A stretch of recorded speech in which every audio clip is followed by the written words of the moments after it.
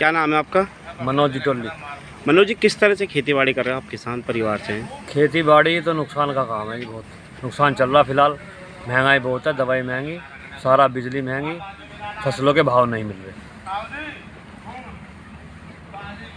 सरकार तो बड़े बड़े वादे कर रही है किसानों के लिए। सरकार मंदिर भी है यहाँ, खेत भी यहीं है।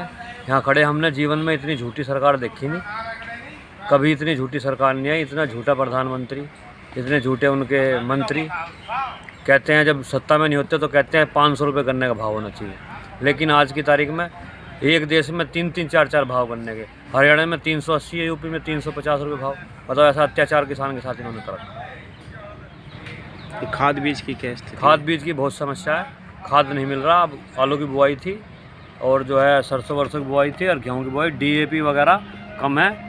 झूठ बोल रहे हैं। और वैसे मेंबर बना के लोगों को, सोसाइटी का पैसा खा गया है।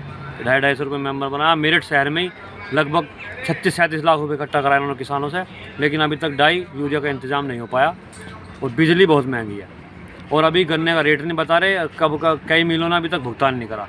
सबसे झूठी और बेकारी सरकार। 7 साल हो गए योगी जी को, केवल 35 रुपये बढ़ाए। मायावती जी बहुत अच्छी थी, उन्होंने कम से कम 120 रुपये 5 साल के कार्यकाल में बढ़ाए। सरकार कह रही है हमने तो बिजली के बिल माफ़ कर दिए हैं। झूठ बोल रही है, कोई बिजली के बिल माफ़ नहीं करे, कोई जियो नहीं आया, पूरा बिल ले रहे हैं। और अब इस बार हमारा मन है पूरा किसानों की, जो किसान और मजदूर की जो पार्टी है लोकदल को मजबूती से लड़ाएंगे और उसे बढ़ाएंगे, सत्ता में हिस्सेदारी दिलाएंगे। सरकार कह रही है किसानों क्या है हमने दोगुनी कर दी है। भैया कोई दुगनी नहीं, सरकार तो झूठ बोल रही। बता दो, इससे बड़ी झूठी सरकार ना तो हमने किताबों में पढ़ी पहले, और लगभग 5-6 सरकारें हमने देख ली। इससे झूठी सरकार हमने जीवन में नहीं देखी।